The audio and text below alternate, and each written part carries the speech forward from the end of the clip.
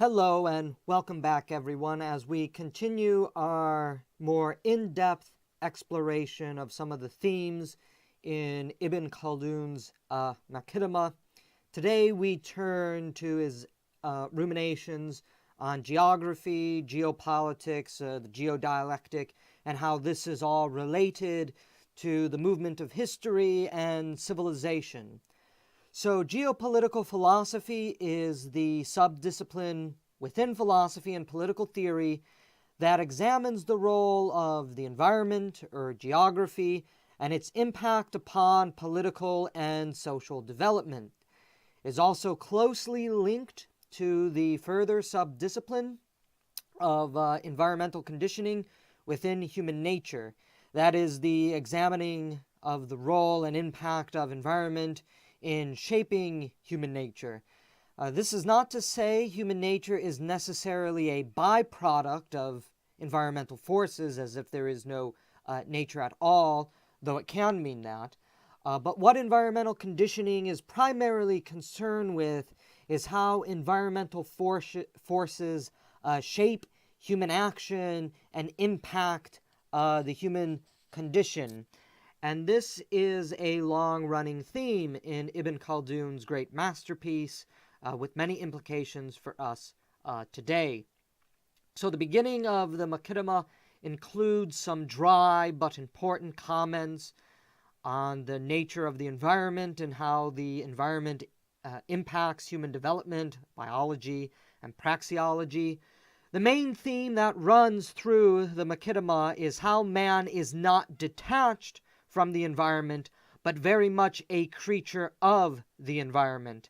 Man is, for Ibn Khaldun, as much a terrestrial animal as he is a social animal. And in fact, his social nature is moved and shaped by his environmental surroundings. Again, man's nature is primarily social for Ibn Khaldun, but how that sociality manifests itself is impacted by the environment. That is that aspect of environmental conditioning in his outlook. Unlike moderns who live in comfortable environments, Ibn Khaldun maintains that the world is a harsh one, and that this impacts how humans develop and organize themselves. Since the earth that man finds himself inhabiting is harsh and oftentimes dangerous to him, the harshness of the environment is something that drives Asabiyyah, or group feeling, which we looked at in greater detail in the lecture on Asabiyyah. That is, man would not be able to survive, let alone thrive, materially on his own. He is not alone in his thinking. Ibn Khaldun is not alone in his thinking. The Greek word idiote, which is the root word in English for idiot, was given to Greeks who argued that man could be completely self-reliant and self-sustaining on his own, that he needed no help to live a good and comfortable life. Living a life completely independent of others would lead to an uncomfortable and bare minimum life of day-to-day subsistence, or more likely lead to death, especially given the environmental conditions that Ibn Khaldun was most familiar with. There are other reasons for group feeling, Asabiyyah, to emerge, including how humans interact with each other, often in aggressive and domineering manner. Again, Ibn Khaldun, man's nature is primarily aggressive, and this is heightened in roles of in an environment that is harsh. Because of the harsh world, families bond together to provide for themselves in that harsh environment. Over time, the bond of kith and kin leads to the formation of tribes. But because the world is harsh and often dangerous, this also leads to a conquest ethos within man. Man's aggressiveness and domineering nature must exert itself in order for man to survive. And again, Ibn Khaldun says in the first chapter that aggressiveness is common in all species, so in the harsh environment, that aggressive nature comes out tenfold. Here, Ibn Khaldun utilizes advances in Islamic science and biology of his era. Tame and meek forms of life throughout the animal and plant world will often die because of their tameness and meekness. The law of the jungle, as it were, which dominates animal and even plant life, is one in which the strong, aggressive, and predatory, or in the case of herbivores, the alert and the strongest, survive and thrive. Man, in many ways, is no different than the animals and plants in the zoological world in this regard. They follow this law of nature. That is to say that the tame and meek humans, families, tribes, and nations are the ones that will succumb to death quickest, just as weak and tame animals and plants do. The humans that are most aggressive, domineering, and exploitative are the ones who will survive and ultimately thrive in this harsh world. Thus, man's aggressiveness, which is essential to his nature, as we've said, is something brought out by the environment itself. Because man has his origins in the margins, in the deserts or the jungles or the plains, man's aggressiveness is ingrained in his DNA.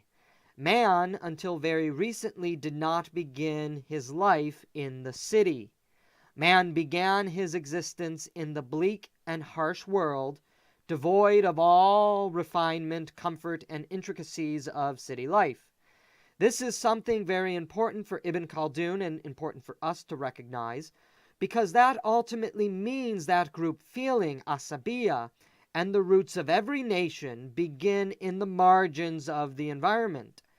Long before Oswald Spengler said the same in his great work, The Decline of the West, in 2 volumes, Ibn Khaldun recognized that nations have their origins in the heartlands, so to speak, rather than the metropolitan centers of the nation.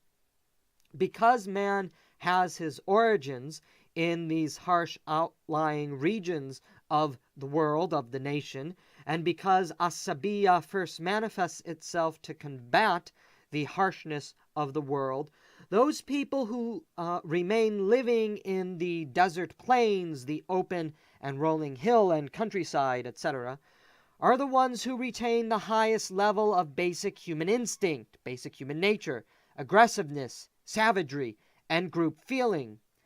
The world around them demands that they are ever present, aware of their surroundings, working together with others, and confront all threats that may befall them, because that is all necessary for human life to continue and to thrive, if we can say that such life in those regions thrive in these harsh environments. At the very least, man must remain aggressive, savage, and tied to the group to simply live in these harsh environs.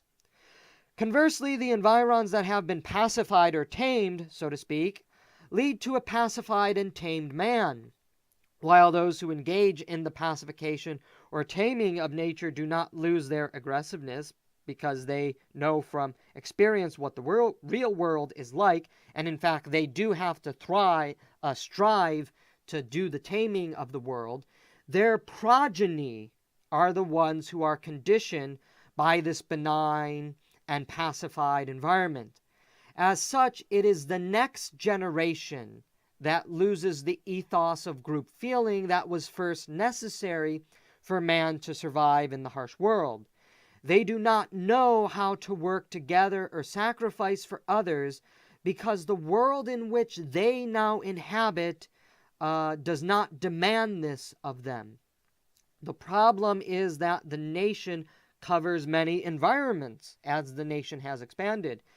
As a result, a dialectic emerges within the nation between peoples that is in many ways the results of the environment of the nation, of the multiplicity of the environments that constitute the national unity that we call the country, the nation, or the civilization. those who have the strongest sense of group feeling and loyalty, those who have the strongest communitarian ethos, and those who are aggressive and savage are the people who live in those open, harsh, hilly, and desert environments in the nation. In other words, the rural people, or as Ibn Khaldun calls them, the Bedouin. Those people who have the strongest ethos of self-centeredness, those who pursue luxury, and those who do not share the ethos of group feeling, of Asabiyyah, are those who live in the urban, metropolitan, and comfortable cities which have emerged in the pacification of the world. In Ibn Khaldun's own words, those are the city dwellers, and this is now the national environmental dialectic which the nation struggles to deal with. An important aspect of Ibn Khaldun's philosophy is the geopolitical dialectic that defines the politics of the nation, which we have just briefly explored. This is that dialectic that leads to tension between the rural and the urban, the rich and the poor, the atomized individuals, and the communitarian patriots. This is, for Ibn Khaldun, the real origins of so-called class conflict. It is directly rooted in our environmental surrounding. It has nothing to do with capital accumulation. Because the city emerges from a tamed and pacified environ in which group feeling can be discarded and the people who live there are free to pursue their own interest, and because the rural way is still situated in a much harsher and angst-filled environ in which group feeling remains strong and communitarian ties necessary for continued life, the division that opens up in this dialectic of conflict is one in which rich versus poor, patriot versus traitor are the product of geography itself. If you recall, I said this dialectic is not necessarily the result of capital per se, but the accumulation of capital itself tends to accumulate and to center in those pacified environs. Capital never reaches to the heartlands and to the rural zones because that's not where economic capitalization and commerce emerges and flourishes. Thus, we see the reality of how the environment produces so-called civilized and enlightened people and produces the so-called backward, barbaric, and uncivilized people, which is the epithet, of course, that urban people give to rural people in their strong sense of filialism, of group loyalty, and of aggressiveness. Ibn Khaldun does something very interesting in that he doesn't fit the traditional geopolitical dialectic of antiquity, which is perhaps found in the writings of Thucydides, or of the more modern European period, which emphasizes the dialectic of land and sea power. Rather, there is an intra-dialectic of just land versus land in Ibn Khaldun, while the people of tamed and pacified land very much end up being similar to the people of the sea, and it's often the case that tamed environments emerge in maritime places, they are not actually always seafaring peoples or power. For instance, you have cities that emerge in lush and flourishing river zones in which they're not seafaring people at all, but they still exhibit the characteristics of maritime civilization: cosmopolitan, multicultural, commercial, emphasis on chasing after luxury and hedonism, etc. Within the Makidama, the dialectic of geopolitical philosophy is very important and is something that defines human society, life, civilization, and history. This is why many regard Ibn Khaldun among the first modern scientific historians, so to speak, in which natural and environmental processes can be understood, and those explain human history, which is something ultimately cyclical, which follows the life-death cycle of civilizations. When this dialectic hits full steam, with what happens is not the pacification of land anymore, but the pacification of the particular peoples of particular environs. That is, this dialectic, which we have just been exploring, really comes to fruition after the land has been pacified, and we have the emergence of a pacified progeny versus another generation, the generation of the rural people who live in those harsh environments and are still conditioned to live and to act in those harsh environments. The city comes to dominate the rural area in this progression of the political, which is to say, city folk dominate the rural folk because of their material wealth and centers of political power, which now arise in the cities rather than the more decentralized political order found in rural areas. The bureaucracy and commercial capital and urban economics becomes the tool of political power in the ascent of civilization. For many reasons, from fear of invasion, from need of aid, and from simply sharing in the spoils of conquest, the rural people ironically become subjugated to the city. This leads to only further division within the nation because of the retention of group feeling among rural people and the dissipation of group feeling among city people, which results in the now subjugated rural people feeling betrayed by their metropolitan masters and elites. What happens next is twofold, befitting of dialectical philosophy. Either the nation completely withers away and dies, having been taken over by a younger nation of foreign people who have a strong sense of group feeling that is able to overcome the fractured and divided nation in which group feeling has largely dissipated apart from the rural areas, or there is a revival of group feeling that begins from the rural areas and spreads into the cities, which gives an extra shot of life, an extra medicine, if you will, for the nation. Now, for Ibn Khaldun, this extra shot of life doesn't avoid the inevitability of death that all nations will face. However, it is something that will allow a nation to endure longer than nations that completely lose their group feeling, cannibalize themselves, and then are taken over by an outside civilization that is rising in its ascendancy and exhibits a strong sense of Asabiyyah, which very easily overcomes the non-Asabiyyah of the decadent civilization.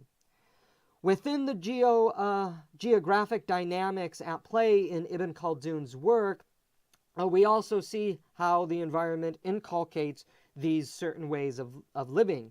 The traditional way of life, working the land, living in close-knit community where people rely on each other and know each other as a result, and have a strong sense of communal belonging and have a relationship with nature, they're one with nature, they emerge in the harsh environments. And as such, the traditional way of life is simple, unrefined, non-intricate, but people are basically people, as they've always been. The lusher and tamed environs in which cities spring up leads to a new way of living. This way of living, shall we say metropolitan life, commercial life, or urban life, is characterized by its luxury, refinement, its intricacy, its technology, and its grandeur. It is the material life crystallized where the desert life crystallized, whereas desert life is the life of the traditional way. While Ibn Khaldun is quick to point out the flaws of metropolitan life, he still positively reflects on the refinement of the culture and the grandeur of material greatness and of the urban way of living. As he recounts in chapter 4, it is predominantly in the cities where great works of architecture, the most beautiful mosques and of other religious buildings reaching up to the heavens, of art and artisan life flourish. The simplicity of the rural way of life simply doesn't compare, and it can never produce that kind of intricacy in aesthetics, in architecture, in arts and culture. Here again, we see another dialectic at play. Simplicity and humanism versus intricacy and materialism.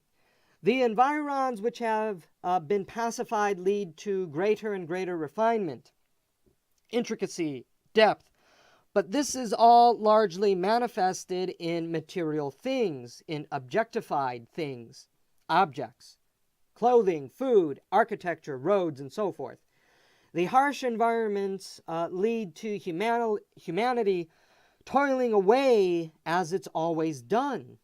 The clothing, the food, the architecture, the roads of the simple rural town, so to speak, are precisely that. Simple. There is a simplicity to them. The difference is for Ibn Khaldun that the simple and traditional way of life, though lacking material grandeur, is one of deep human substance and character. People work hard, they depend on each other, they have deep bonds with other people and a respect for nature. Metropolitan life, while it has a tremendous civilizational grandeur, to which Ibn Khaldun states that sedentary civilization is superior because of its refinement and material splendor, nevertheless, that civilization, metropolitan life, creates shallow human beings. In other words, they're not even human beings at all. They've transmutated into a different type of creature. People care only for themselves. They are alienated from each other. And the worst form of that alienation is the alienation from their fellow compatriots, as well as the alienation from nature, because they live in technological and refined environments that have no attachment to nature anymore. They lack deep bonds, and as a result, as he says in numerous places in Chapter 2 and Chapter 3, the people who have adopted the metropolitan way of living are inferior humanistically to the simple humanism of rural folk. The reality of the world for Ibn Khaldun is both ways of life, both of these civilizations exist in the world, and this is what causes tension and dialectical conflict in history and in society. They also often exist within the nation, and this dialectical dynamism leads to tensions within the nation, that dialectic and conflict between urban and rural, between rich and poor, between refined and savage. These tensions are only exacerbated when nations have multiple cultures, languages, and peoples, which add to national fracturing and discontent, as he elaborates on in Chapter 3. The tragedy in this dialectic that Ibn Khaldun sees is how the metropolitan way sees itself as superior in every aspect to the rural way of life and seeks to subjugate and dominate the rural way of life by breaking down group feeling through various means. We can understand the geopolitical humanism and philosophy of what Ibn Khaldun is describing in this rich theme of geopolitics as this. One, the rural way of life is traditional, it's harsh and simple, whereby people foster and maintain deep social, filial, and communitarian bonds. The people are hardy and hardworking despite their simple nature. They care about honor and loyalty and have a certain appreciation and respect for nature.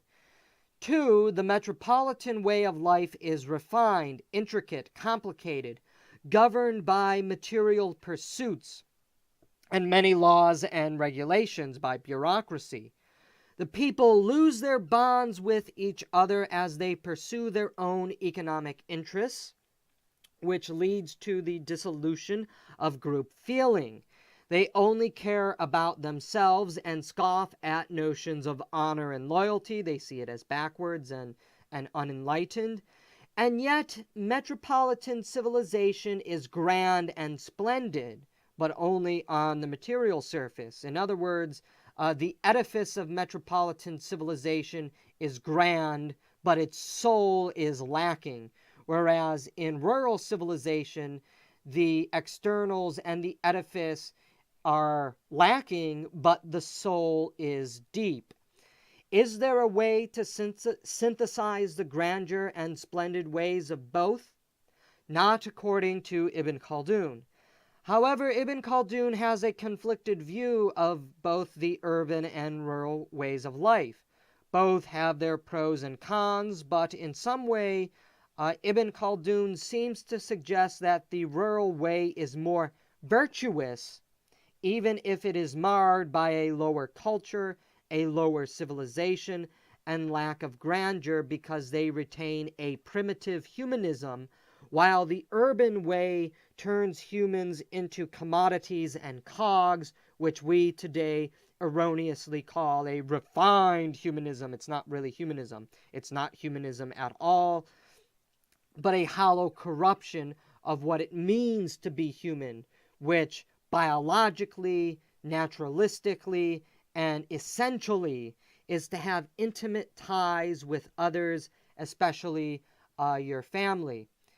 And in our concluding lecture, which will be on economics, bureaucracy, and the metropolitan way of civilization, we will primarily look at how the emergence of bureaucracy and law is tied to the disintegration of Asabiyyah and of group feeling. So whereas in Asabiyyah and within the rural way, you don't see much bureaucracy because everything follows the so-called unwritten rules, the unwritten laws of nature and of morality. In metropolitan life, as that collapses, the state, bureaucracy, and law swoops in order to try to preserve some sense of cohesiveness and unity, again, which gives metropolitan civilization an external edifice or a face of healthiness, but deep down it is actually sick, decadent, and on the way of death. Thank you.